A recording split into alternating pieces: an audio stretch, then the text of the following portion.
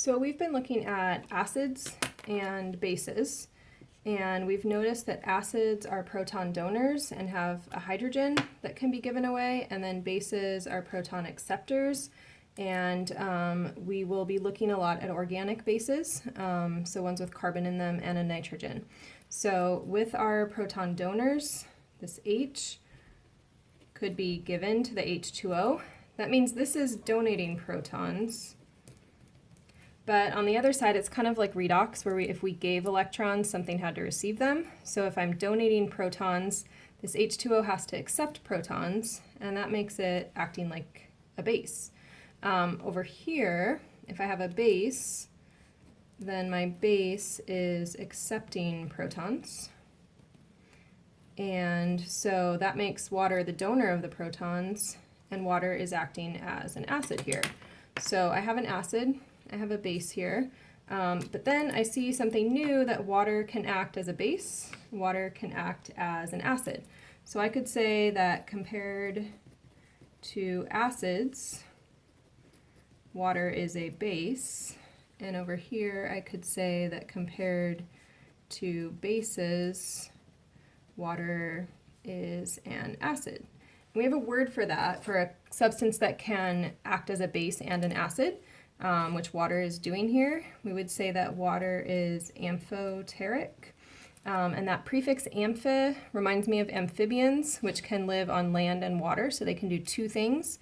And similarly here, water is able to do two things, to either donate protons or accept protons, depending on what it's around. I like to think of that, I think we all know, around some people you feel rich, around other people you feel poor. Okay, so around Bill Gates, I would feel poor. I'd be ready to be an acceptor. But around my kids, I feel very rich. They think I'm the wealthiest woman they know. And so I would be someone that would donate money to my children, but accept money from Bill Gates. So same kind of for water, depending on what it's around, that defines how it's going to act. In either case, I see that water's nice and flexible, so it donates or accepts those protons as needed. So depending on what the surroundings call for. So that's kind of cool. In addition to that, I can also look at a rather weird looking reaction where I have water reacting with water, and one of the waters will arbitrarily decide to act as an acid, and the other water will therefore be the base. So this would be an acid, this would be a base, and my products end up being H3O plus, so created an H3O plus, and a hydroxide. So there's both of those products, the acid and the hydroxide, that we're accustomed to seeing in these other reactions, where we always had hydroniums from acids and we always had hydroxides from our bases. And I just used a word that wasn't on the last page. Another word for this ion is hydronium, so that's the word you might hear me saying sometimes.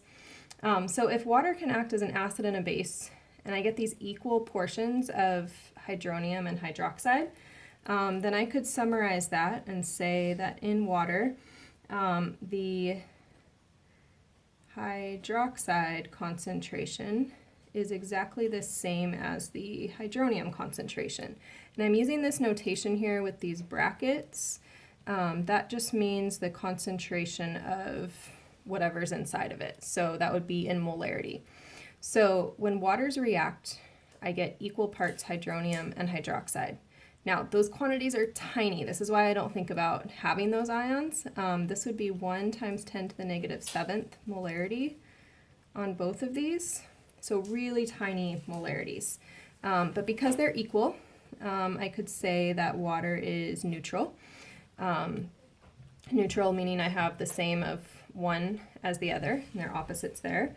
And I want to be able to measure this concentration.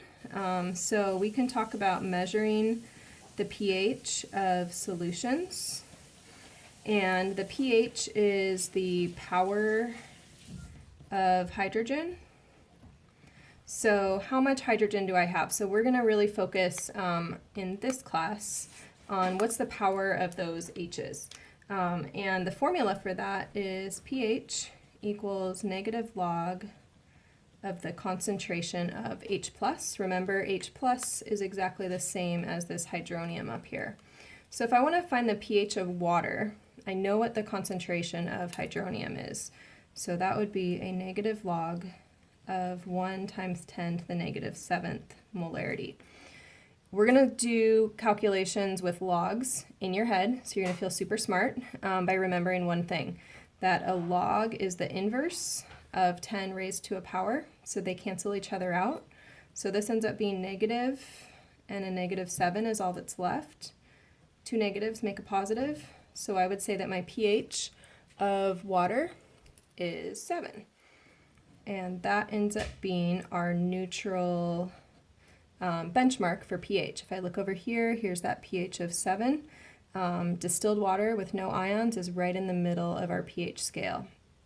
So we'll take a look at more pH calculations on the next slide. So as I look here now, we're going to look a little bit more at this power of hydrogen, or pH, and I've left you some reminders over here about that pH calculation. A couple notes I want to make at the top here. So when we look at acid solutions, the pHs are always going to be less than 7.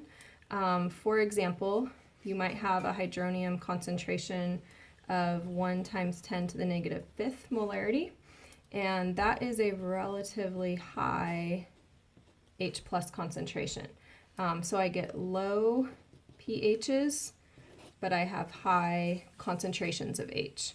In the middle, we'll see that neutral solutions have pHs that are equal to 7 or around that. As an example, that would be always the concentration of hydronium is 1 times 10 to the negative 7th. So if you can remember your exponents, it's kind of hard to think about with the negative exponents, but this is a bigger number of hydrogens than this is. So that's why this is acidic, because it has a lot of those hydrogens. And then base is going to be kind of the other end of this. That's going to be pHs that are high. As an example, that would be something where your hydronium concentration was maybe 1 times 10 to the negative 10th molarity.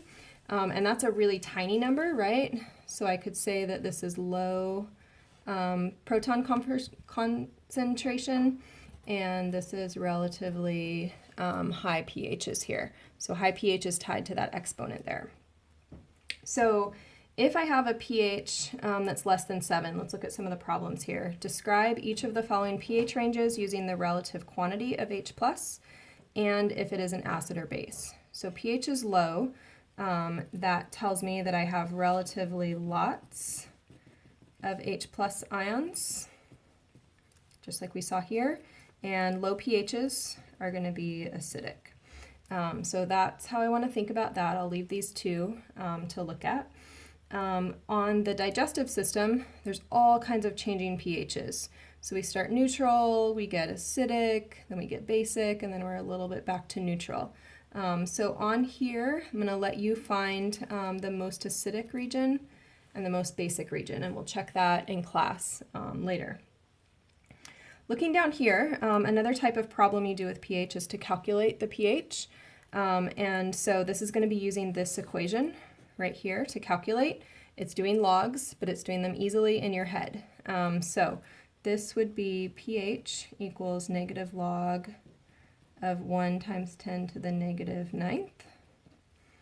The log and the 10 cancel, and my charges also end up being turning to positives. So my pH equals 9 here.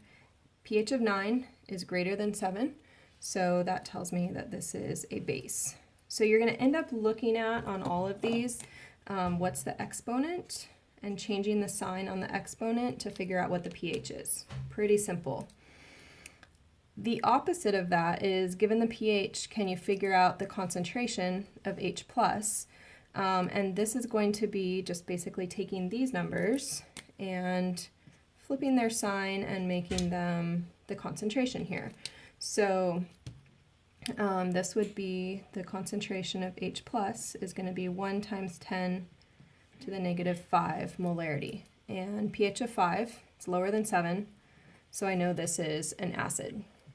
So I want to have these concepts in my head I want to be able to describe the H plus ions.